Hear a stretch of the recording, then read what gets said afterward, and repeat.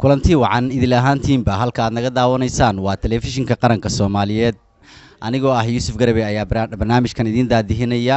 maantana waxa aanu ku soo qaadan doonaa barnaamij gaar ah oo ku saabsan dadka Soomaaliyeed ee qurbaha ku nool gaar ahaan hooyooyinka iyo aabayaasha Soomaaliyeed ee ku nool qurbaha sida ay caruurtooda ku kortay wadamadan Ingiriiska ama Yurub ama aan iraahdo wadamada caalamka Australia, Canada, America iyo Yuruba sidii ay caruurtooda uga wacyigelin lahaayeen si ay u qabsadaan dhaqankooda iyo waxtarka uu leeyahay dadkooda Soomaaliyeed in la baro maadaama dhibaatooyin badan ay ka soo aloosnaayeen wadanka Soomaaliya oo aanu ognahay in ka badan 20 sanadood ay dhibaato ka taagneed maanta waxaan halkan kula kulmay qaal kamida jaaliyada ku dhaqan wadankan Switzerland gaar ahaan magaalada Zurich waxa halkan ila fadhiya dad aad u fara badan oo ay kamid yihiin madaxda jaaliyadaha wadankan Switzerland kana kala yimid gobolada dalkan Switzerland aan idinku soo dhaweeyo marka hore iyagoo aan ka weydiin doono waxyaabaha laga tari karo iyo sida looga wacyigelin karo dhalinyarada Soomaaliyeed ama gabdhaha aadeen ama wiilal ha ahaadeen waxaanu leenahay sida aanu ogsoonahay dhalinyaro fara badan ama wiilal ama gabdho halkan wax ku bartay isla markaana haysta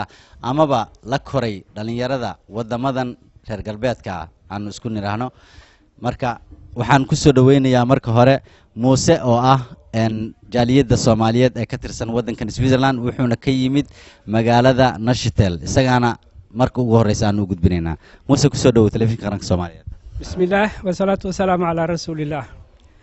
inta kadib waxaan u maleynayaa walaalkeen maanta noo yimid wuxuu noo soo jeediyay arrin run ahaantii culeysyo badan ay ka jiraan bal wixii ay nagala gudboonaaday ama aan ka soo marnay in aan wax ka niraahno waa ogtihiin waa runtiis caruur badan ayaa waxaa la keenay ayagoo yar yar caruur badan ayaa dalkan ku dhalatay hadeertaan badidooda ama in badan oo kamid caruurtaas qaangaar ayay noqdeen kuwa kalena waa ku dhalanayaan run ahaantii caruurta Soomaalida si loogu hayo ama ay dhaqankoodii Soomaaliyeed iyo midkii diinta Islaamka ay u haystaan culeysyo badan ayaa ka jira markii la yimid dalalka reer galbeedka ah ee aanan dhaqan iyo diin midna aanan wadaagin waxaa ka yimid culeysyo fara badan waa jirtaa laakiin sida oo arrimahaas loola tacaalo waxay ku xiran tahay kolayba jaaliyad iyo ruux labadaba way ku xiran tahay waxaan dhihi karaa aniga kolayba jaaliyada oo aniga aan ka imid ee dalka gobolka dalkan Switzerland ee magaciisa la yiraahdo Neuchâtel arrimo fara badan oo aan isku dayayno in caruurta dhaqankoodii iyo diintoodii aan ku hayno waa sameynay oo maalmaha axadda ama weekendiga run ahaantii waxaan ku guuleysanay in aan yeelano meel fadhi ah oo caruurta inta la isugu keeno lagu baro lagu xoojiyo luqadooda Soomaaliga lagu baro waxyaabihii dhaqanka Soomaalida ahay lagu baro wixii ay diinta Islaamka ay farayso lagu baro waa ku guuleysan waa sameynaa ayadoo ay taas jirta haddana ma fiicna in la qariyo waxyaabaha qaarkood caruur saad ogtihiin waxay leeyihiin dad la jaal ah dad la da' dad maalintii oo dhan ay ku dhex jiraan aad iyo aad waxa u liita luqadooda inay haystaan oo afkoodii Soomaaliga ay ku hadlaan way ku hadlayaan laakiin haddana waxa moodaa si ruux ajnabi oo kale inta ay ugu hadlayaan aad waxa u liita in aan marna arka aniga aan ku daba joogno wixii waajibaad oo xagga diinta ah in aan aniga ku daba joogno oo ayaga mar la arka aanan ku kalsooneen in wixii ayaga la rabay ayaga uu ka yimid culeysyadaas oo dhan wayna haystaan run ahaantii waxaan rajaynaynaa in Ilaahay inuu naga garab galo iyo kolayba in isku xirnaashahaas iyo dadaalkaas in aan wadno waa mahadsantiin aad ayuu mahadsan yahay kaasina wuxuu ahaa Muuse waxa uu ka yimid magaalada Neuchâtel wadankan Switzerland magaalada Neuchâtel waxa looga hadlaa luqadda Faransiiska sida aan ogsoonahay wadankan Switzerland ayaa waxa looga hadlaa luqado aad u fara badan ilaa 4 luqadood inta badanna waxa looga hadlaa Faransiis iyo Jarmal iyo Talyaani intan jaaliyadood aad arkaysaan maanta waxa ay kala yimaadeen intaas oo gobol oo ku kala hadasha intaas oo luqadood caruurtoodiina oo Soomaali ah haddana waxay ku hadlayaan saddexdii luqadood ee wadankan uu ka turjumayay bal haddii aan u laabto walaalkay kala oo ka yimid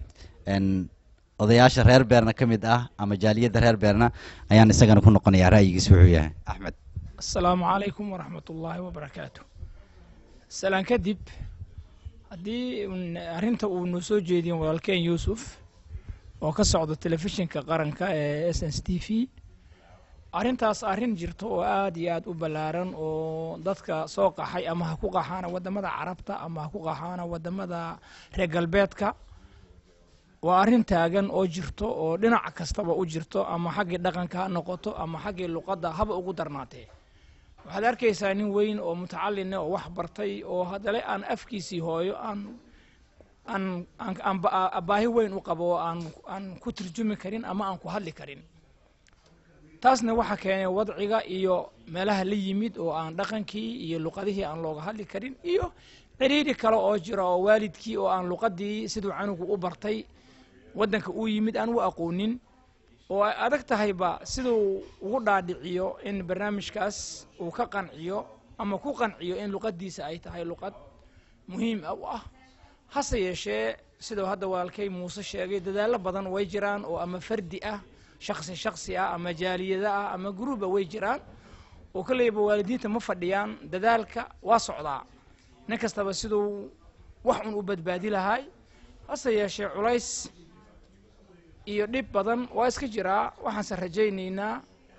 in lagu guulaysto aakhirka ubad wanaagsan oo aqoon leh oo dhaqankoodii iyo diintoodii haysta inay soo noqdaan waa la rajaynayaa waxaanan alla ka baryaynaa in tawfiiqda iyo talada wanaagsan ilaahayna waafajiyo xaqana ilaahay nagu sugo wassalaamu calaykum waraxmat ullahi wabarakaatu sidoo kale waxaa halkan nala jooga injineer jimcaale oo isna ka yimid ama ka mida odayaasha iyo jaaliyadda waddankan Switzerland gaar ahaan magaalada caasimadda ah ee Berna injineer ku soo dhow adigana ra'yigaaga ku aadan inkastoo aad ogtahay caruurteena halka ay ku dhaqan yihiin ama caruuro fara badan oo Soomaali ah dhibaatada kala haysata iyaga iyo dadkii macnaha hadii loo laaban lahaa waddankii Soomaaliya fikirkaaga siduu yahay sida la isugu keeni karo caruurtan Soomaaliyeed sida ra'yigooda la isugu gudbin karo ama dhaqankii Soomaaliyeed loogu gudbin karo bismillaahir rahmaanir rahiim waa aad iyo aad mahadsantahay Yuusuf su'aashan aad weydiisay waxaan u maleynayaa in ayna qaarkood ay ka jawaabeen dadkii iga horreeyay walaalkay Axmed Barrow iyo injineer Muuse sax way dhibaatooyin waxa jiro caruuro inta halkan ku dhasheen ama iyagoo yar la keenay oo halkan ku koray sida ay sheegeen waa run waxa dhici karto in ay subaxdii guriga ka kalahaan maalintii oo dhan inay jiraan ma aragtay maxaa la yiraahdaa waxbarashada ayna ka soo laabtaan galabtii ay ka soo laabtaan marka fursadda aad u helaysid inaad wada hadashaan aad cunugii aad ma aragtay munaaqasha aad samaysaan ayaab iska yar markuu imaanayo waa asoo daalan oo imaanaya asoo u baahan markaa ma aragtay inuu ma aragtay wax cuno kadibna xataa guriga markuu yimaado waxa kale oo jiro oo sii weheliyo maxaa la yiraahdaa wax la yiraahdo television oo annaga markii aanan ma aragtay dhibkaas aanan ku qabin hadda sanadahan dambana ma aragtay yimid Soomaaliya xataa hadda ay qabaan televisionkaas laakiin marka hore aanan jirin televisionkaas xataa wuxuu yahay macallin kale oo ma aragtay afkaan ay ku fiirsanayeen filmadaas ay fiirsanayeen afki marka meesha uu degan yahay ayuu ku hadlayaa marka asaga waxay la noqotay waa afkiisii hooyay noqotay haddii xataa ay juhdi sameeyaan ay isku dayaan waalidka inay ma aragtay kula hadlaan waxa ka badan inta saacadood oo iskoolka ku maqan yahay oo maalintii xagga uu ku maqan yahay iyo televisionkaas oo ma aragtay asna qayb weyn ka qaadanayo waa jiraan jaaliyada kala jiro oo nala degan مثلا Berna nala degan ama Zurich degan ama Geneva degan haddana aad arkaysid ilmahooda inay ku hadlayaan afkooda hooyo si fiican ugu hadlayaan waxa marka u saamaxay iga aan isleeyahay waxay qabaan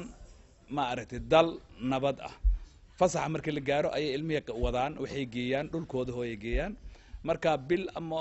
2 bil ku soo maqnaada wuxuu tagayaa ama ma aragtay jawi ama ma aragtay dhulka gidisan meeshii uu ku noolaa ama uu ku barbaaray halkaas bil ama 2daas bil waxay u noqonaysaa ma aragtay inuu soo baraktiziiriyo ma aragtay luqadda waddankaas loo hadlayo haddii ahaa leed carab haddii ahaa leed ma aragtay luqo afrikaan ama turkaay marka waddanka markuu ku soo laabanayo wuxuu imaanayaa asagoo si fiican ma aragtay uu hadli karo luqadiisa hooyo taasaa marka dhinacaas igana ka saacido annaga waxaan hadda rajaynaynaa hadda maadaama ay sanadahan ugu dambeeyay halkan sano labadan sano ay nabadii soo laabatay in mustaqbalka annagana ma aragtay ilmihii la qaado fasaxi marka ay leeyihiin la geeyo wadankooda hooyo la soo baro dhaqankoodii caadooyinkoodii waalidkoodii luqadoodii hooyo xataa ay ka soo faa'iideystaan kadibna marka ay u soo laabtaan marka taa waxay sahlaysaa in ay luqadii xataa ma aragtay ay bartaan waa jiraan jaaliyad kastaba oo magaalada degan waxay leeyihiin qolooyin macallimiin ay leeyihiin loo ma aragtay loo diyaariyey ha noqoto fardi fardi ama ha noqoto iyagoo ma aragtay koox ah in macallinkaas uu yimaado maalmaha la helana waxaa waaye waa maalmahan sabtigii axadda oo ma aragtay aysan iskoolka lahayn ama galabtii arbacada aysan ku laabanin ma aragtay iskoolka ayna ku laabanin kuwaasna waa dadaalaana waxay sameeyaan inay baraan luqadan carabiga inay qur-aankii baraan inay diintii baraan in ma aragtay waxyaabo oo la xiriira diinta ay baraan marka juhdigaasaa jiro laakiin juhdigaas waxaa ka xoog badan meesha aan ku noolnahay jawiga aan ku noolnahay ama dhulka aan ku noolnahay kaasaa wax weyn ma aragtay waqti badanna qaato marka waxaan rajaynaynaa insha allah maadaama nabadan hadda ay timid in hadda kadibna iyaga ay yimaadaan ay kasoo qayb galaan ay aadaan wadankoodii taasna waxay fursad u siinaysaa in ay ma aragtay luqadoodana ay fiicnaato aqoontooda xagga diintana ma arkano inay kororto aad ayuu mahadsan yahay kaasina wuxuu ahaa injineer Jimcaale haddana waxaan ra'yigiisa isna maaragtay la qaybsanaynaa odayaasha ka mid ah magaalada Bilbiyan ee wadankan Switzerland waa Axmed Cabdullaahi oo ah gudoomiyaha Bilbiyan adigana ra'yigaaga bal maxaad ku biirinaysaa السلام عليكم ورحمة الله وبركاته قربي مستر قربي وما هتصنتهاي وحان مركا ورا أمهد علينا كنال كسعوت أما NSTV SNTV أو كنال كقرنك سوماليات وحان كفر أحسن هاي إن قرنك سوماليات ما أنت وسوق جاري دالك يوروب ama dunida inteeda kaleba laga eegto ama laga fiirsado nin basido u yaqaana kelmadda ay weydiisay ah xagga dhaqanka meesha aan ku hayno waxa la kulmay maalin maalmaha kamid ah canugkayga ayaa xanuunsaday markaas ay aabba maxaa kugu dhacay markaas wuxuu yiri qandhaan haystaa wuxuu bedelay luqadda afka Jarmalka inay qandha haysa ayuu ku bedelay marka wuxuu yiri qandhaan haystaa aaway ay qandhada haysata aan fiiriye gacantaada itus markaas ka bacdi ayaan u cadeeyay aan u toosiyay kelmadii uu ku hadlaayay inaysan Soomaali ku qurux badnayn qandhaan haystaa taas oo keentay aniga iyo hooyadii oo canugaas intuu dhashay ilaa iskool uu ka aado la joognay una sheegayna afka waxa bedelay jawiga kale ee ka xoog badan oo iskuulka uu dhiganayo muddadaas uu dhiganayay waxaan ilaahay ku mahadinaynaa inuu maanta dalkeenii dawlad aan ku meel gaar ahayn ay ka dhalatay aanu rajaynayno intaan noolnahay annaga labada waalid ay nool yihiin in haddii Allah awood la noo saqiro inaan dalkanaga aan ku noqono awlaadaynina aan dalka ku celinno waxaan nasiib darranaga ah sida hadda injineerka uu sheegay wadamada feeriga aaday ama fasaxa aadayo dalka kan ma ahan sida Ingiriiska iyo Talyaaniga oo 3 bilood iskuulka uu xirnaanayo taas waxaan heli lahaynay chance dheer oo ay ka faa'iideystaan ilmaha annaga waxa inoogu dheer wadankan hal bil ayaa noogu dheer ee ilmaha qaataan marka hal bil muxuu canugii faa'iidayaa hadaa sii wado soo wado marka arrimahaas ayaa jiro hase yeeshee sida ay hore saaxiibaday u sheegeen waxa jira meelo lagu tababaro caruurta oo ah wadankan looga yaqaan culture dhaqanka dugsi quraan aan furnay waxa leeyahay culture waa culture-kayna la bara maalinta axadda ama maalinta sabdiga hadba sida macallinka oo jaanis u helo ayaanu geynaa annaga oo raacayno kadibna u cadeynayna waxa loo soo qoray cidii taqaana waliba quraanka aad iyo aad ay uga fiican tahay waalidka aan aqoonin quraanka marka arrimahaas ayaa jiro waxaan soo korjaweynahay inay ma aragtay dalkanaga oo hagaagayo annagana aan ku faraxsanahay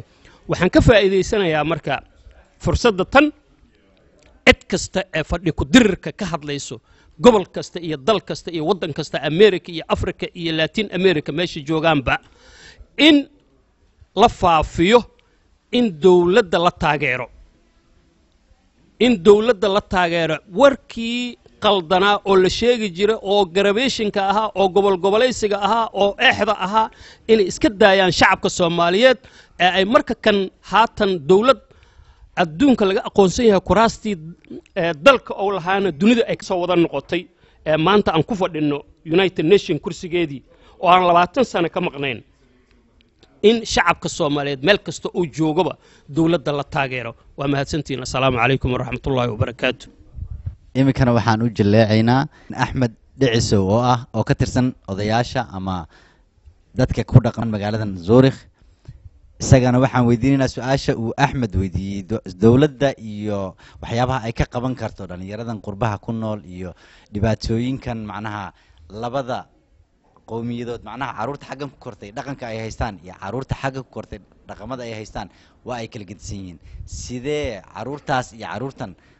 la isugu keeni karaa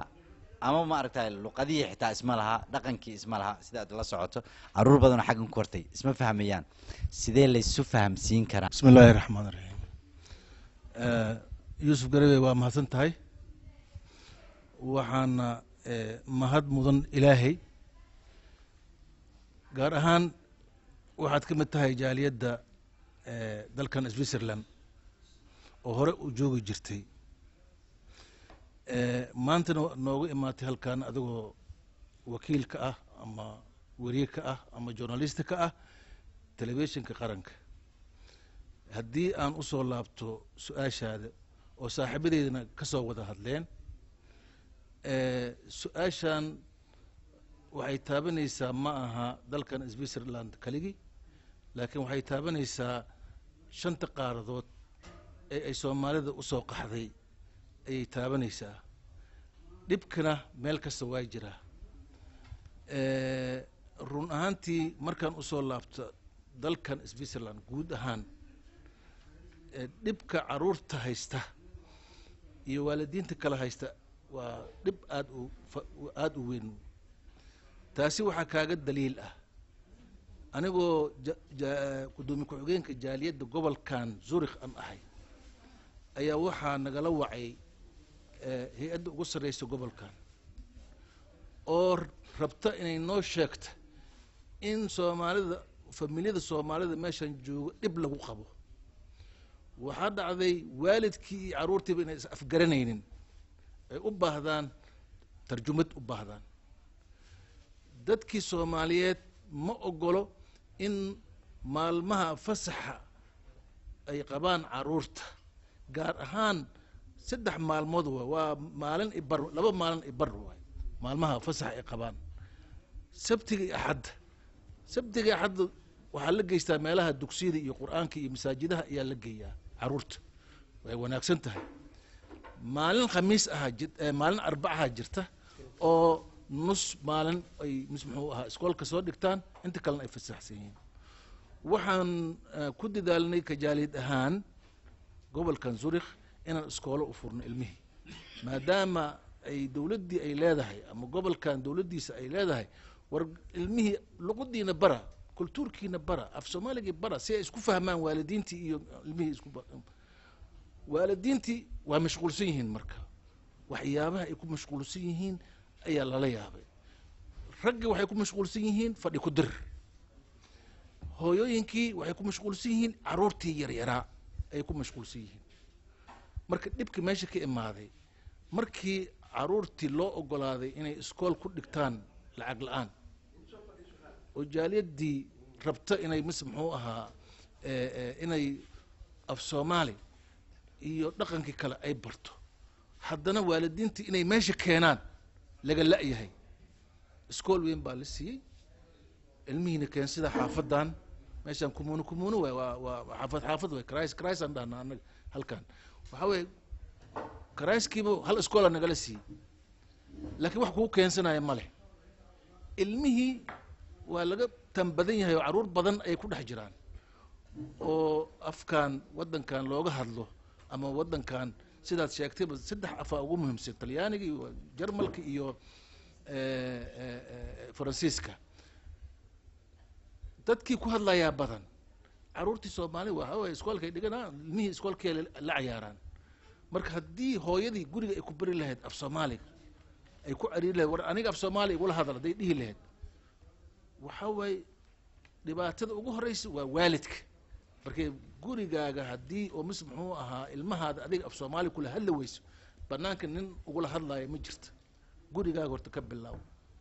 marka dhibka caruurta oo xagga kultuurka ama dhaqanka soomaaliyeed ama diinta xaggeeda ayaa jira tusaale ahaan gobolkan waxaan joogaa 15 sano maanta ma jiro nin 114 caruur baa dhammaysay 114 dhammaysay wax la dhahayo ma jirto 15 sano ay iskool la geeyaa waa qaangaaray qofkii sidaa darteed waxaa wanaagsan ummadda meeshaan ku nool dalkan Switzerland ku nool inay tashadaan caruurtoodana u daryeelaan ayaan u sheegi lahaa aniga haddaan ahay ka dhicisow ahaan ka jaaliyad ahaan waddankan markaan joogno sidaa darteed waxaan warkaygu ku soo koobaa maadaama ay dad kalena ay jiraan inay hadalka qaybsadaan la rabo war waalidiintow ogaada inaad mas-uul ka tihiin caruurtiina inaad mas-uul ka tihiin oo la rabo inaad barbaarisiin wanaagna ku barbaarisiin ay mas-uul ka tihiin afkii hooyo markii afkii hooyo la leeyahay waddan kastaba way dhahaan afkii hooyo mutrashbraache aan dhahnaa anaga jarmal ahaan marka waxaa waaye afkii hooyo waaye alor afkii hooyo haddaa adigan barin caruurtii adiga dhashay waxaa waaye dhibaatadeeda ay leedahay waa dhaqankaa lagaga bedel caruurta sidaa darteed waxaan kusoo gabagabaynaa bal kuwii noqdo oo caruurtooda barbaariyo wanaagna ku barbaariyo ilaahay inuu naga dhigo wasalaamu calaykum waa tahay sidoo kale waxaa halkan nala jooga dadku aad ayay u fara badan yihiin waxaa halkan nala jooga inta badan jaaliyadaha Soomaaliyeed ee ku dhaqan waddankan Switzerland ee ka kala yimid gobolada waddankan inta badan waxaan markana u gudbayaa aadan Ibrahim oo ah gudoomiyaha jaaliyadda Beerna oo ah magaalada caasimadda ee waddankan Switzerland isagana su'aasha aan weydiinayo ayaa waxa ay tahay sidee xal ku iman karaa sida aad la socoto caruurteena xaggan way badan yihiin iyagana dhibaato haysata maxayse ku timid in caruurta sida aan ogsoonahay wadamo fara badan oo iyagana xaggan ku wada nool sidee ku dhacday macnaha iyaga inay afkoodii iyo dhaqankoodii ku dheganaadaan kuweenana xoogaa ay kaga duwan yihiin waxyaabaha ay kaga duwan yihiin maxaa sababi karaa is leedahay horta waa mahadsan tahay runtii waa su-aal aad maaragtay muhim u ah marka dhaabti laga hadlayo horta waa mahadsantihiin telefisyonaha STN aad baan ugu faraxsanahay horta maaragtay xaaladda iyo wacyiga maanta waddanka ka jiro iyo su-aashaha oo xiisaha leh ee maanta aadna weydiinaysaan marka su-aashaadu waa laba qayb waaye qaybta u horeyso maxaa caruurta kale ka duway iyo maxaa dhaliyay dhibaatadan maaragtay labada qaybo horta waxaan ka mid ahay waalidiinta meeshaan caruurtooda ay ku soo koreen ayaan ka mid ahay runtii dhibaatayaal badan baa jiro dhibaatada ugu weyn waxa waaye caruurtii iyo waalidiinta waxay 80% isma arkaan waalidku wuxuu waqti ay u soo helaan 20% 60 waxa iskale iskuulka iskale macallimiinta iyo ardayda intay la nool yihiin ayaa iskale 10 waxa iskale markii baawsa laga soo baxo caruurtii in la israaco la sheekaysto oo maartay ilmaha la wada socdo 10 waxa iskale telefisyonaha iyo maartay internet iyo maartay computerkii baa iskale odayga iyo waalidkii waxay waqti u soo heliyaan 20% ayay seelaan 20kii waalidkii oo ay is arkayaan waxa laga yaabaa waalidkii jawigiisii inuusan deganeen oo uusan caruurtii si degan oo asluubaysan oosan ilmihii u qancin karin ulana sheekaysan karin waayo asigii baa maqan oo taxadirkiisii baa maqan mas-uuliyaddiisii baa maqan inuu carruurta marka hore fahmo ay isfahmaan ubadkana ay dhegaystaan aabbihii in ay maqlaan marka waxa waaye isfaham ilmuhu waxay la nool yihiin mujtamaca kale ayaa ka awood weyn oo ay la nool yihiin macallimiinta iyo iskuulka iyo mujtamaca kale ay oo saaxiibada ah waalidiinta waqtiyada ay is helaan waa waqti kooban ay isku fahmi inay wada sheekaystaan waa waqti yar iska badayba inay carruur Soomaali iyo meel ay iskugu yimaadaan ay isfahmaan haddii ay kulmaanna waxay isku fahmaan luqada wadanka ay joogaan ay isku fahmaan kii hooyo warkiisa ma jiro fatooraha dhibka kale oo jiro waxa waaye inaysan carruurada kale su'aashaada ahayd carruuriyada kale waxay helaan nasiib ay u helaan xilliyada fasaxa ah inay dalkooda tagaan dhaqankooda ay soo arkaan wahalkii iyo dalkii iyo wanaagiisa iyo wuxuu leeyahay culturekiisa iyo dhaqankiisa dhabta ahaa inuu dalkiisa ku arko dareenkiisa Soomaalinimo iyo dareenkiisa wadaninimo markaas ayuu dareemi karayaa laakiin markuu dhul ajnabi uu joogo mujtamac ajnabi ay isku fahmeen isku luqad ahayn isku dhaqan ahayn isku diin ahayn ay isla wada nool yihiin isfahamka ayagiiba isku mashquulsan inay ayaga dhacdooda horta inay isbartaan marka dareenkii wadaninimo iyo Soomaalinimo iyo afkii iyo dhaqan oo barto iyo taariikh iyo wadan oo barto aad iyo aad bay u kala fog yihiin macna haddii xataa iskuul in loo dhigo iskool la furo loo dhigo oo usbuuci oo helo 2 saac oo helo usbuuci si uu afkii ku barto dhaqanka uu ku fahmo waalidka inay isku fahmaan aabbihii iyo hooyihii hadalka sida saaxiibkii uu sheegayo kale anu waxa nalkiyo zamyari ayaa leeyahay war nalki caawa waa mugdi meeshuu mugdi waa ku dheelahay waa dhuxul waay sari cawada maxaa guriga dhuxul waay marka waxa waaye dhibka jiro waxa waaye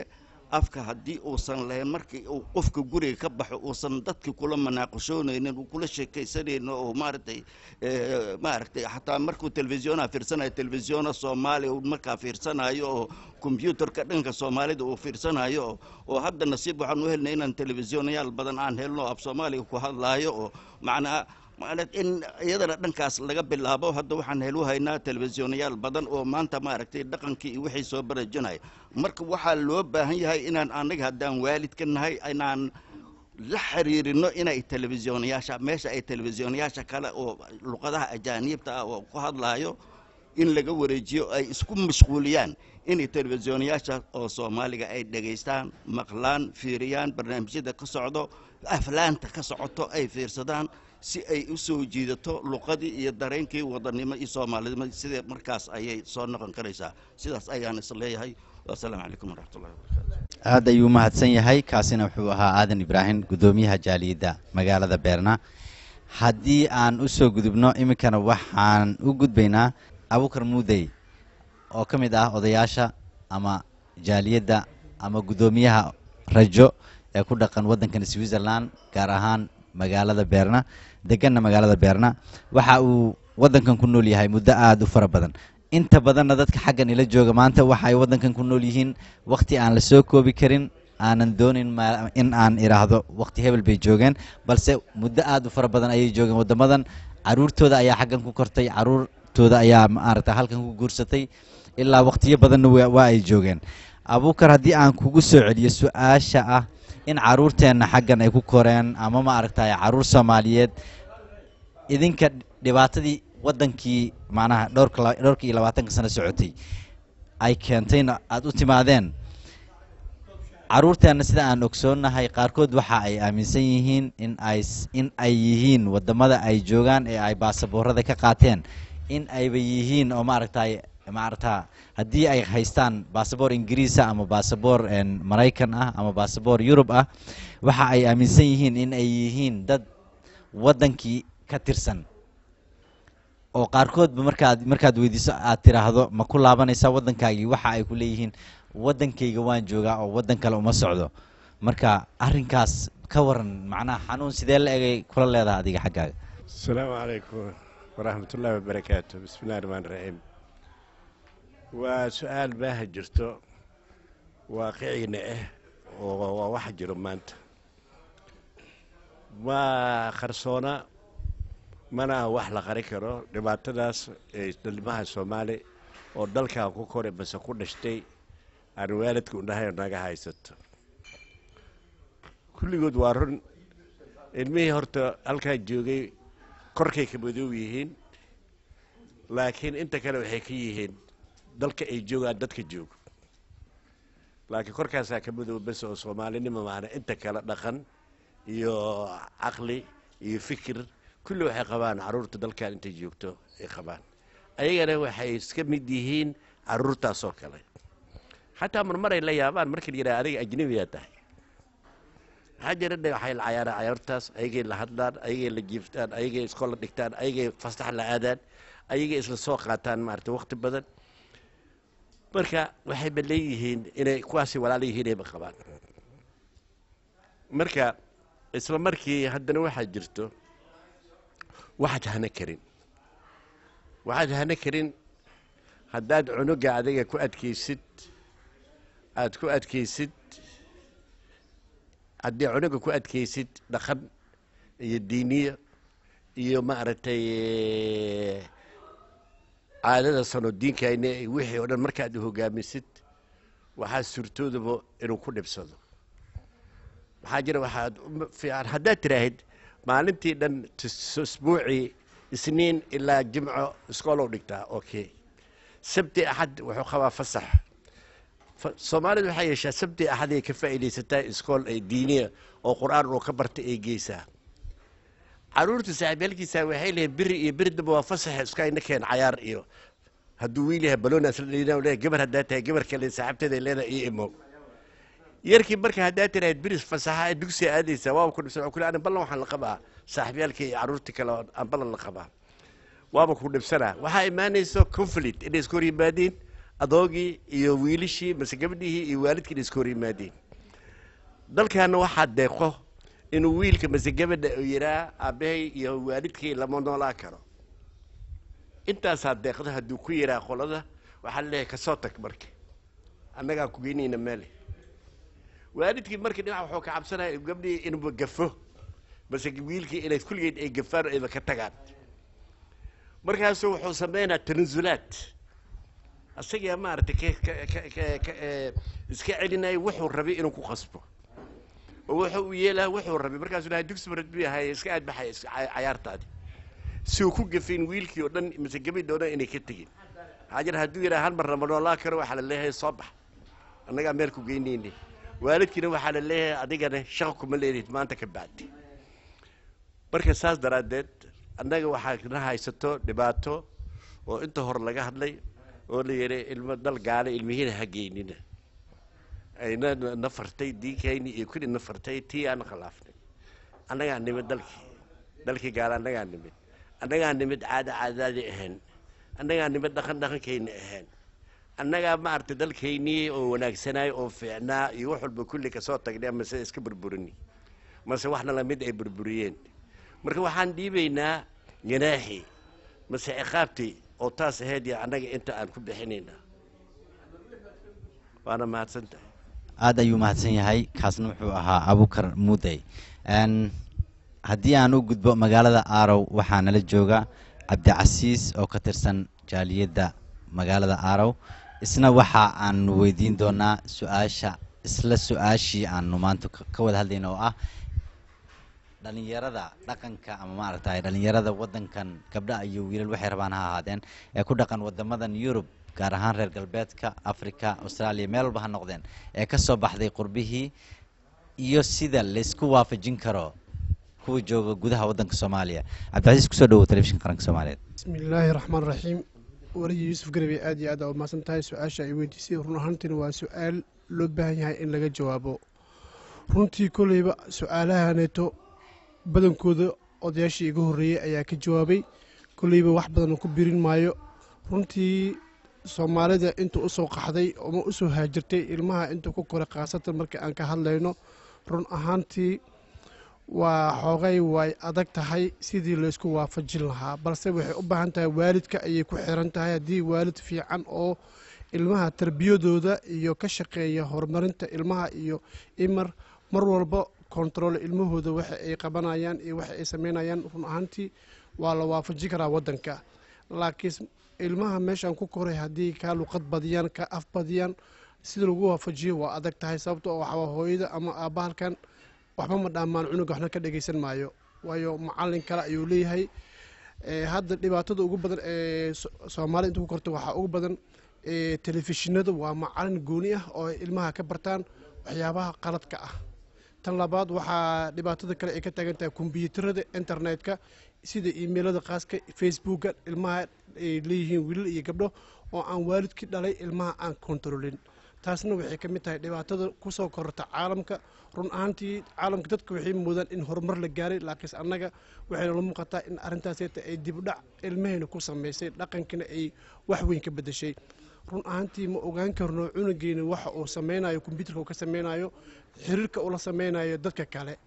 sida lagu kontrolo waa adagtahay laakiin waxaan hooyooyinka Soomaaliyeed iyo aabayaasha Soomaaliyeed kula dardaarmaa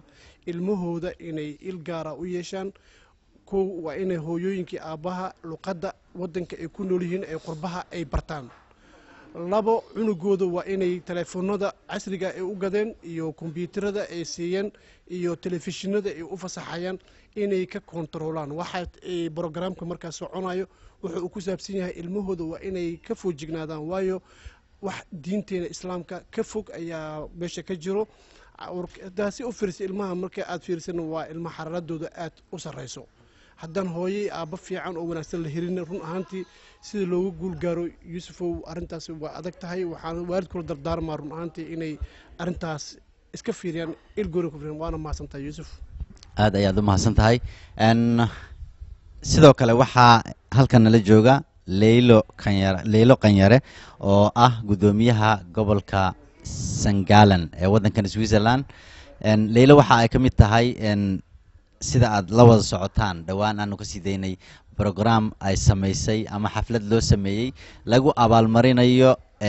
waxqabadkii ay u samaysay qaxootiga ama dadka Soomaaliyeed ee ku dhibaataysan waddankan Switzerland iyo jaaliyadaha iyo wacyigelinta inta badan ay samaysay leylo waxay ka mid tahay hooyooyinka Soomaaliyeed iyadana su'aasha aan weydiinayno maanta ayaa waxa ay tahay ma la oran karaa leylo haddii dhibaatadan way soo noqnoqotay sida aan ogsoonahay dhibaatooyin fara badan baa jira sida aan la soconno hooyooyinka iyo aabayaasha Soomaaliyeed sida dadka qaar ay ka dhawaajiyeen xitaa dhinacooda dhibaato waa ay ka iman kartaa oo caruurtii iyagaan af Soomaaliga kula hadlin ayagaan maaragtay waxa la yiraahdaa ama maaragtay dhibaato inta isugu timaado kala taga ama caruurtii dhexda ku dhuntaa waxaan u sii daynaa telefishinada in ay daawadaan in ay maaragtay waqti badan ku lumiyaan caruurta kale la sheekaysigooda anaga marka sidaas inuu afkii ama luqadii ama dhaqankii Soomaaliyeed dhexda uga baxay xitaa fikrad aysan ka haysanin in ay wadan leeyihiin in ay maaragtay anaga xitaa marka aan la hadlayno aan afka kale kula hadalno oo af Soomaaliga aan ku hadlin arrintaas adiga ahaantaada iyo maaragtay fikirkaaga sida ay kula tahay maxay kula tahay بسم الله الرحمن الرحيم وحان أمهد علنا يا ميديا ونسيي فرصدان أي أن جذهن نحن نسقف إيدي سكرنا سومالي بدن أنا مغلي سنة إن جف إيدي سكرته إن مرك اللي يراه هذا اللغة هذا المه بروايان هو يضع أديسن مرك اللي يراه دجال هذا الدجال عن أبياش أو أديسن إن هوش أساسا أكل قيبين هنا لغة ده واحد اللي يراه هذا أو ودن كست لغة مجعبة لغة ده هوي macnaheedu waxa waa hooya wax barta cunuga inta badan hooya la joogta arintaas waxay noqonaysaa markii wadankii la joogo oo aabihiina uu shaqo aadayo hooyadiina ilmi madax banaaneed markaas ay luqad ahaanaysa luqad hooyo ay eedeedan hooyo qaadanaysay hadda waxa laga yaabaa hooyadina inay shaqeynayso aabihiina shaqeynayo ilmihiina qolo kale ka shaqeysato luqadii markad qofkii u xil saarnaa jirta booska meesha waa ka baxday aniga waxaan aad iyo aad uga soo shaqeeyay 22 sano oo wadankan Switzerland aan ku noolahay bulshada ku dhaqan bariga Switzerland waxaan ahay jaaliyada bariga Switzerland ma aha Sangaalan oo kaliya waa bariga Switzerland runtii waxaan dhihi karaa markaad rabto cunug inaad wax barto wuxuu u baahan yahay dhowr qodob awalan wuxuu u baahan yahay waqti in lagu fangareeyo waqti lagu bixiyo badana waxay dhahan dadkan aan ka baranay wadanka timaada waxna waa laga bartaa waxaad hore u wadatana waa la heestaa inaadan waxba la kororsan baa daran waxay dhahaan ilmaha cunuga markay arkaan cunuga waxbaa laga soo dhaadhiciyay inay dhahaan waxay dhahaan waxaa loogu sheegay warka mid taagtiish miiska qadada loogu soo sheegay dhahaan laanna marka cunuga u yimaado miiska qadada fadhiyo waa markuu dhagan nugul yahay wuxuu cuna la siiyey waa maxay dhihi jireen Soomaalida marka xoolaha loo dhigo cuntada oo in la maalo la rabo maxay dhihi jireen kelmadaas ay ga maqan waa hayin waay hayin Soomaaliyeed kelmadii Soomaaliyeed oo muhiimka ah taas marka cunuga marka miiska la fariisiyo oo qadada cunay waa hayin marka waxaad u sheegtaa ka dhaadhacay mid taagtiishka horta ilmaha waxa loogu sheego miiska qadada waxa loogu sheego waqti yar baa loo haystaa fursad yar baa loo haystaa fursad weyn looma haysto markaas la yiraahdo intaasaan kaaga baahanahay midda labaad qodobka labaad waxa waaye qawaamada mas'uuliyaddu haday wareegto oo ilmihii hooyo maxaa la yiri atira say wax kaaga dhageystaan waa adagta taasna waa muhiim aabuhu waa inuu indhafuran yahay wax yaqaan habartu waa inay wax taqaan habar aan waxba aqoonin oo jahliya oo cunugi tira maxaa la yiri canuga weyn hooyada yar qawaamadii isbedelays qawaamada isbedeshan waxaad sheegi kartaa ma jiraan marka aniga waxyaabihii igu dhaliyay inaan hawshan ka shaqeeyo waxayd inaan hooyooyinka Soomaaliyeed u dhiso inay iyagu qawaamiyihiin aabayaashu qawaamiyihiin laakiin cunuga uu yahay cunug yar waxa laga dhageysanayana ay yihiin wax kooban laakiin in wax loo sheego ay mudan tahay marka waxaan rabaa inaan iraahdo hadii la rabo cunug yar inuu maaragtay hagaago oo badbaado Ilaahay baa badbaado iska leh kow Ilaahay subxaanahu wa ta'aala ha loo kaalmaysto inuu hanuuniyo dhalinyarada dhan aniga aad waxaan u jeclahay dhalinyarada inay toosto laana haday dhalinyarada toosto bulshada dhan baa toostay haday dhalinyaradu baaba'dana bulshada dhan baaba'day xilligan waxaan ku sugannahay baaba weyn dhibaato weyn marka waxaan dhihilahay hooyooyinka Soomaaliyeed oo maanta ay fiirsanaya aabayaasha Soomaaliyeed oo fursadan helay inaan caawa ismaqalno waxaan ku wacyigelinayaa hooyo yahan naqanin qof wiilka yar wax weydiisa ama gabarta yar maxaa la yiri tiraan noqo hooyo indha furan oo diinka maadiga iyo maaragtay diinka islaamiga ah bataqaan labadii oo cunuga su'aasha uu qaba ka dhaadhici karta noqo waa mahadsantihiin telefishinka SNTV iyo channel waa salaamaya waxaan si gaar u salaamayaa Xudayfa oo aan aqaano iyo dhammaan asxaabta media waa salaamantiin sidoo kale waxa dadka inala jooga maanta Cabdiyo oo kamid ah magaalada Sangaalan waxa ay ka tirsan tahay hooyooyinka Soomaaliyeed ayadana ka ololeysa maaragtay u ololeysa dadka Soomaaliyeed ee ku dhibaataysan wadankan ama qaxootiga ah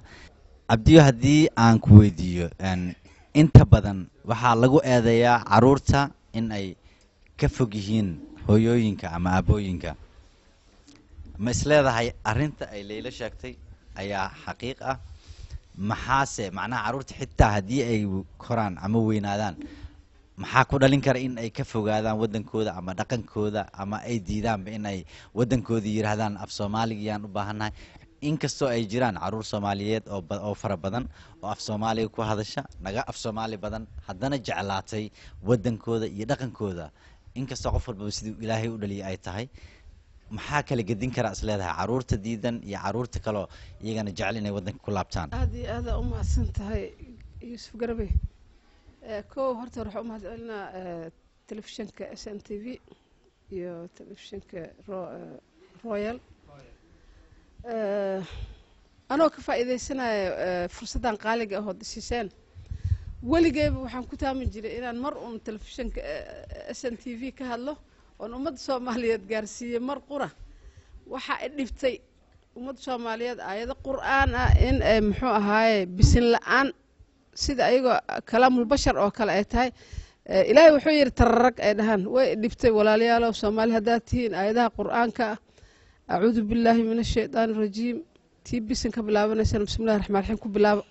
hadalkiini oo kalaamul bashar had bisin ku bilowdaan aayadii qur'aanka sidii hadal dadaw amal tararag iska siisin taas ahayd waxaan ka hadlayna ka baxsan intaasan Soomaalida gudbinaya xagga caruurta waan aaminsanahay Leila waxay sheegaysaa inay run tahay laakiin dhaqanka oo wadanka aan deganahay aad iyo aad ilmaha u jiid for example aniga hadda caruur baa la ii keenay Leila waxay ahayd qofkii ugu maaragtay ugu qaalisanaa xaggayga oo markaas yani aad iyo aad ugu faraxsanaa inay igu dacwooto caruurteeda hadda laakiin waa ka shalaysana waxaan leeyahay rabbi markii maxaa aqli dad badan way dhaheen caruurtaada halkan iska keenin laakiin ilaa waxa la bini aadamka ilaa ay darbiga madax ku soo dhuftaan ma qancaan hadda gidaarkan madaxa kusoo dhuftay caruurteedii 5 sano xataa ma dhamo intay joogaan haddana maalin walba iyo habeen walba waan ooyaa wax walba waan isku dayay inaan u sheego wax walba haddana waxaa iga adag kuwa ay saaxiibada yihiin kuwa iskoolka isla dhigtaan kuwa ay maaragtay sheeg ay meelaha isku arkaan mid baaba intuu yimid wuxuu yiri macalinkayaga iskuulka wuxuu yiri inkastoo ahayd inaan dacweeyo haddana la yiri khatara ku galaysa arrinkaas wuxuu yiri diinteenu fargeliyo oo isdhahay adinka dhagax baad meel ku caabudaan anigana qof caadi ahaan haddaad nagu eedaynaysaa nabi ciise waa qof caadi ah idinka laakiin xajar al aswad aad meel ku sujuudaan markaasuu cunugii waxay ugu qaadatay bil iyo bar inaan ka dhaadhacsiiyo waxaan waa ilaahay shacaa'irtiisa asagaana amray waatuu nabiyullaahi muxuu ahaa ishaag maxamed dhunkaday waana muxuu ahaa ishaag waa xaq wuxuu nabigeena inaan ku dayano waaye caruurta diinta way aad iyo aad ay uga fasaqmaysaa waxaan soomaalida ku waanin lahaa oo habeen iyo maalin aan u ooyaa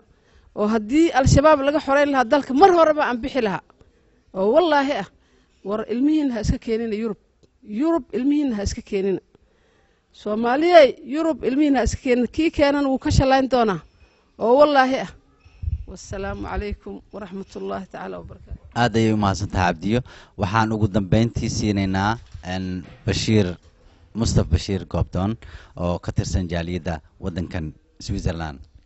kana mid ah saxaafadda soomaaliyeed ee waddankan wax badan ka soo shaqeeyey haddana maaragtay si fiican sida aadka ugu ololeeya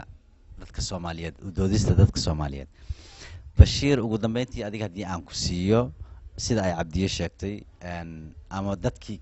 kaa horreeyba ay sheegeen dhibaatada waa ay fara badan tahay haddana